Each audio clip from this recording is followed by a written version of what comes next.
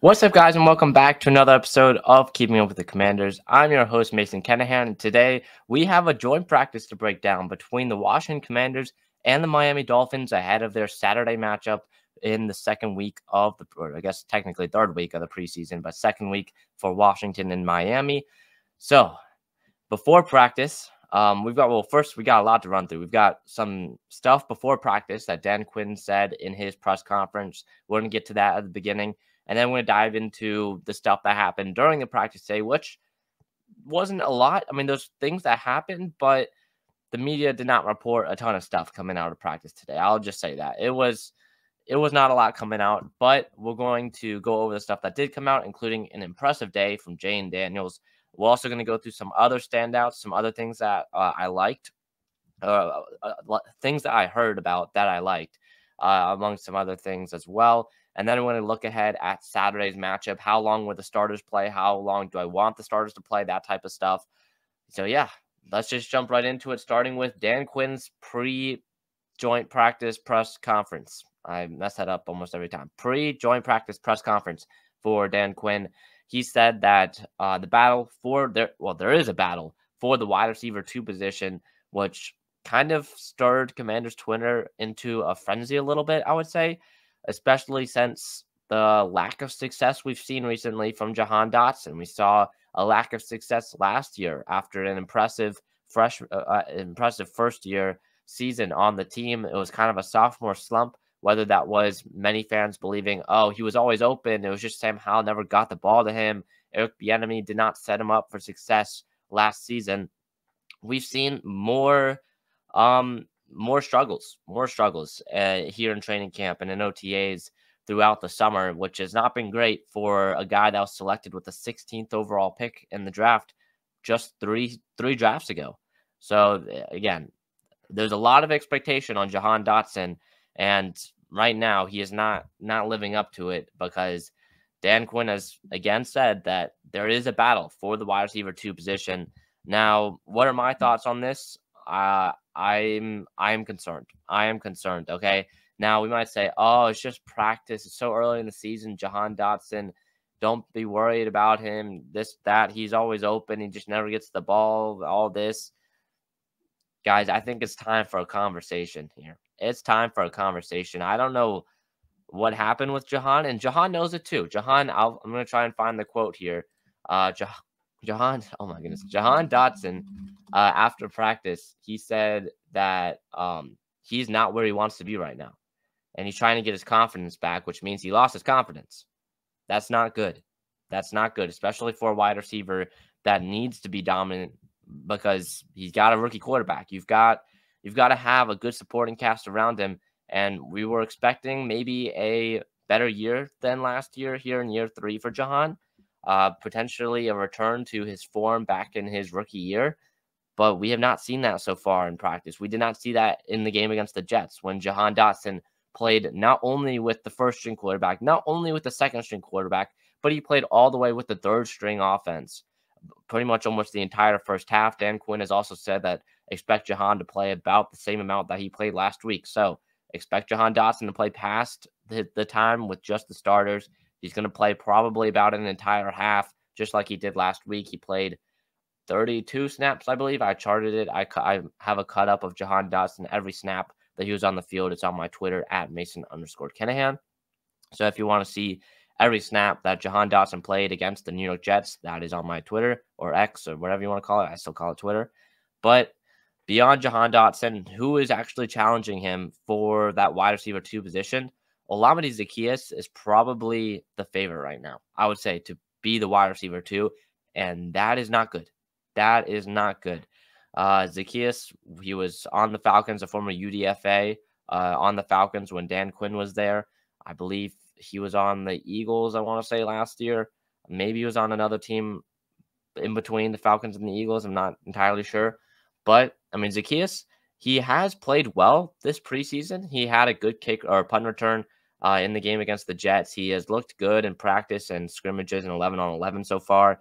So, again, it's not like this is entirely bad, but again, even though he is still playing well, he's not playing up to being a wide receiver 2 on this team, which is not good. Like, if Zacchaeus week 1 becomes our wide receiver 2, we are in for some trouble. The Washington Commanders are in for some trouble in terms of their wide receiver room, which, again, you can make the case. I don't really want to talk about Brandon Ayuk at all, really, anymore, because I'm kind of tired of that conversation. But I mean, yeah, just bringing in another veteran would have helped, I guess, in a situation like this. I'm not saying that we should have. I'm just saying a guy like Brandon Ayuk would definitely make this wide receiver room better. That is also just bringing in any other veteran wide receiver. The Washington Commanders signing Martavius Bryant in the year 2024. Martavius Bryant in the year 2024. That's where we're at with this receiver room right now, beyond Terry McLaurin. That shows the lack of confidence that Dan Quinn, Cliff Kingsbury, and Adam Peters have with this wide receiver room. You've got Terry McLaurin as your number 1. Your number 2, I've said it in the last few weeks, it was Jahan Dotson. Not anymore, apparently. Again, he's still in that battle, so at the end of the day, he could still be the wide receiver 2. But as of right now, he's currently in a battle for that position with Olamide Zacchaeus, with Dyami Brown, and with those are probably the only 2 guys that are actually good enough to compete with him right now. I don't think Luke McCaffrey hasn't kind of stood out as maybe people would have hoped. I think McCaffrey could end up as being the wide receiver 5 or wide receiver 6 on this roster. Once the final roster comes out, I expect McCaffrey to make this roster. I'd be very surprised if he doesn't, just because Adam Peters spent a 3rd-round pick on him. So I expect McCaffrey to make this roster. Martavius Bryant is going to be like a wild card. I think people are hyping him up a little bit too much. I don't expect Bryant to make this team. If he does, it'll be a wide receiver 6 and a guy that can play a special teams role. But again, bringing in a guy like him shows the lack of confidence that Dan Quinn and Peters has with this wide receiver room, which, again, like I mentioned before, it's time for the conversation with Jahan Dotson. It is time. Now the good thing is, I mentioned what he said after practice. He knows that he needs to step up. He knows that he needs to get his confidence back. So he is self-aware. He knows that he's not playing up to the ability he should be playing at right now, or the skill that he should be playing at, which, again, that's almost half the battle, is recognizing, hey, I've got stuff to work on. So props to him. Now for this battle, we'll see what happens on Saturday. I expect Dyami Brown probably to be in with the starters alongside Terry McLaurin, because that's kind of what happened last week. Now we could see some more Zacchaeus. I think we're going to see a lot more Zacchaeus as well with the starters. And then Jahan Dotson to kind of play the entire first half, no matter what happens if the starters get pulled after a quarter or after a couple of drives. So that's the battle on the wide receiver 2 position. That was probably the big thing that got Commanders Twitter into a frenzy before practice began today. Moving on to the actual practice itself, we'll start with QB1, Jayden Daniels. Daniels will start. He will most likely he'll most likely start Saturday's game. I don't expect Marcus Mariota or Sam Hartman to start. But speaking of quarterbacks, actually, right before we get into Jayden, no Marcus Mariota for practice today, no Sam Hartman for practice today, and no Hartman and no Mariota for the game on Saturday. Both of those quarterbacks will be out. So we will see Jayden Daniels, then Jeff Driscoll, and then Trace McSorley, who the Commanders just signed. Briarwood's legend himself, Trace McSorley. I cannot wait to see him in the burgundy and gold. As someone who went to his high school and stuff, seeing all of his jerseys in the hallway, it's pretty cool to see. So, yeah, we've got those 3 guys as our quarterbacks on Saturday during Saturday's game. So I expect Daniels to probably play maybe a quarter. Again, I'll get more to that later. But in terms of this practice, Jayden Daniels was very impressive. He impressed a lot of the Miami media. There was at one point during red zone drills, he threw 5 straight touchdowns, 2 of them to Terry McLaurin. Terry beat, I believe, Kendall Fuller and Kader Kohu on both of those touchdowns. So the red zone, Jayden Daniels was very impressive today. Now, as you can see, if you're watching the YouTube version, you can see the headline here that I have for this segment. Jayden Daniels impresses Miami media despite 2 interceptions. Yes, Daniels did throw 2 interceptions, but wait, hold on here. Jayden Daniels so far in training camp has thrown 1 interception, and I believe it was tipped. I could be wrong. Maybe it wasn't tipped, but I don't know if it was like his fault or not. Now, the 2 interceptions today, the first one tipped into the air. It was on target to his receiver. Forgot who it was, but it was on target, tipped into the air, and intercepted. I believe it was Marcus May who got the interception there. The safety for the Miami Dolphins came over from New York, I want to say, the Jets, I think. So that was the first interception. Not Jayden Daniels' fault. He threw a pass on target. It gets tipped into the air and intercepted. His second interception was the very, very last play of practice. They kind of moved the practice from outside to inside. It got super hot. I'll get into some of the fights that actually occurred in a little bit. But the second interception for Jayden Daniels was a out route to Terry McLaurin. McLaurin slips, I believe, on his break, and it gets intercepted by who else but the former Washington Commander, Kendall Fuller, to end practice. So not great there from Terry. But again, not Jayden Daniels' fault, because Terry slips on his route. He falls down. The only person there to catch the ball is Kendall Fuller. So both of the interceptions today, you might see other aggregate reports saying, oh, Jayden Daniels, he's seeing ghosts again, throwing 2 interceptions in a joint practice. That's not the case. All right, Jayden Daniels did throw 2 interceptions at joint practice. One of them was an on-target pass tipped into the air, and one of them was his receiver falling down. And the only guy being there to catch the ball was the DB. So I wouldn't worry too much about these interceptions.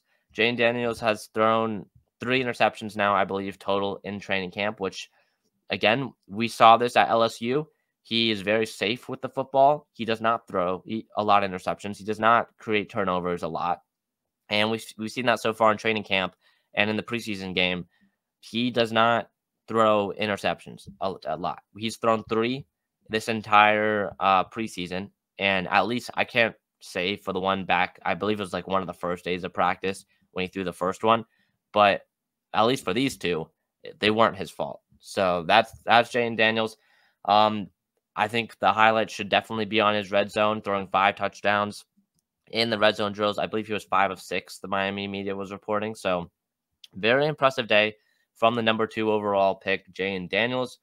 Moving on now to other storylines from today's practice. We'll start with the heat. It was very hot today. It was, I believe, above 90 degrees in Miami. So that is very hot.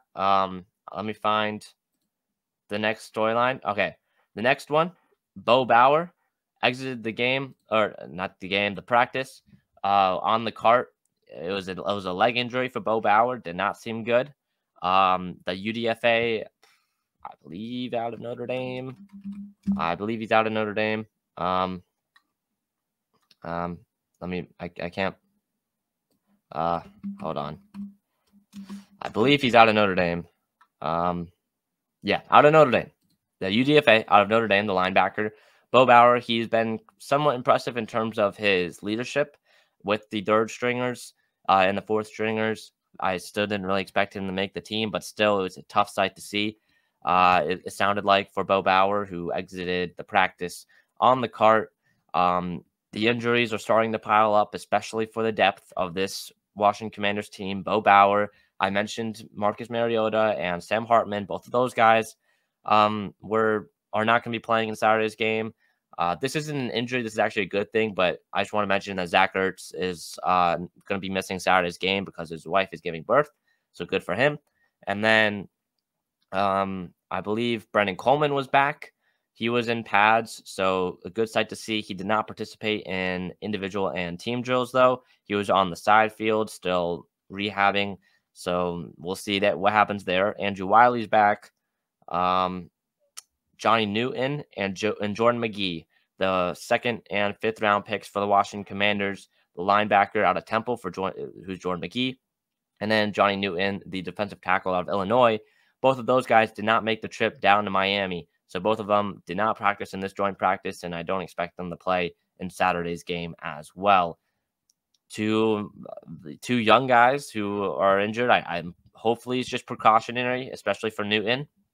But again, not exactly what you want to see in August. So the injuries are starting to pile up for the Washington Commanders. Hopefully it's a lot of just tiny things right now that are kind of precautionary. We can limit the major injuries. But it sounds like Bo Bauer's could be pretty major. So we'll have to wait and see there. I know the team already lost to Alex Akambulu.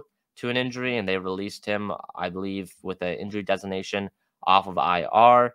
And then there were some other things as well, which led him to signing a couple tackles. So it's not great in terms of the injuries right now, starting to pile up a little bit, but hopefully they'll be able to bounce back and get healthier before week 1 of the NFL season. Some other things, there were a couple fights today for the Washington Commanders. The first one being Daron Payne and Liam Eichenberg. Payne, the defensive tackle for the Commanders. Eichenberg, I believe, is a center for the Miami Dolphins. If not a center, he's a guard. They were exchanging words and shoves. Nothing big there, but there was some words being said. Right after that, Andre Jones and Johnny Smith. Andre Jones, the former 7th-round pick for the Washington Commanders in 2023, fighting for a roster spot right now, and Johnny Smith on the Miami Dolphins. Both of those guys got into it a little bit. Andre Jones actually throwing his helmet. It sounded like from reports that he was trying to headbutt someone, but instead his helmet fell off or something like that. So not a great look there for Andre Jones, but nothing major there. And then there was one more. I believe there was one more. I can't find it right now, but there was one more little fight. Nothing major, though, I would say, because it did not really catch the headlines. So starting to get into it a little bit for this Commanders team, starting to get into the heat. It'll be interesting to see what happens during the preseason game on Saturday, as it's expected to be pretty hot, just like today's practice, which got moved inside about 2/3 of the way through because of how hot it was outside. So, yeah, some other things. Riley Patterson, the only kicker now on the roster, as Ramiz Ahmed was released a couple days ago for the Washington Commanders. Riley Patterson seems like he won the job at kicker in terms of just being on the team right now. I don't know if he's going to be the week 1 kicker eventually, but Patterson had a rough day at practice on Tuesday. Both Patterson and Ahmed had rough days at practice on Tuesday and Monday. And then today, on Thursday, Patterson had his best day by far, knocking down 3 50-plus yarders. I believe it was like a 50-yarder, 51-yarder, and a 56-yarder, I believe, were the 3 that he knocked down, which is very good because, again, we don't want a kicker problem once we get into the season. So good stuff from Riley Patterson. Definitely want to see more of that in the game on Saturday. And then I believe that is it. There was, again, like I said, not that much being reported today from Commanders joint practice with the Miami Dolphins. Emmanuel Forbes. We should talk about him for a little bit. All right, Emmanuel Forbes. I think he had a solid day. I think Emmanuel Forbes had a solid day. There weren't any reports that Emmanuel Forbes was doing bad, and the media would be on it if Emmanuel Forbes was doing bad. So there was only one report. Emmanuel Forbes had a pass breakup in the 2-minute drill, which was like the final period of the day for the joint practice. So good stuff from Emmanuel Forbes. Jeremy Chin also had a pass breakup during this period. But yeah, I mean, the team overall, it sounds like they held their ground, which is good. The team held their ground. It was, was not a great joint practice last week with the New York Jets. So going down to Miami, and it looks like they held their ground against Tua in that offense. I know Mike Sanders still had a big day today. In my opinion, Mike Sanders still is playing like the best corner on this team. I mean, the bar is kind of low right now, but Sanders still in his position, which again, he specializes in the slot, is having one of the best camps. And I think Sanders still could be one of the best rookies that make a major impact immediately from this past draft class. So I think I know Jayden Daniels, of course, is going to have to make an impact early, right? Because he's starting. But Mike Sanders still, I feel like, could be one of the best players on defense starting from week 1. He has such a high floor, in my opinion. Now his ceiling, I think, is pretty high as well. But again, just kind of where he's not really an outside corner. He's just kind of a slot corner. But he had a good day today. He had a pass breakup in the end zone against Tyreek Hill. And then there was a reverse play that the Miami Dolphins ran, and Sanders still did not fall for that. Sanders still's football knowledge, I feel like, is so good. I made a cut up of him on my Twitter as well. Every snap that he played against the New York Jets. If you want to see that, that's on my Twitter as well. So again, Mike Sanders still has been one of the stars throughout camp, and I think he could definitely be one of the best players on this defense immediately from week number 1. But yeah, all right, for real this time, I think that was everything that happened in joint practice today. Moving on now to Saturday's game. How long will the starters play on Saturday? That's the big question. Week 2 is usually the week where the starters play the most, and then week 3, the starters usually don't play at all.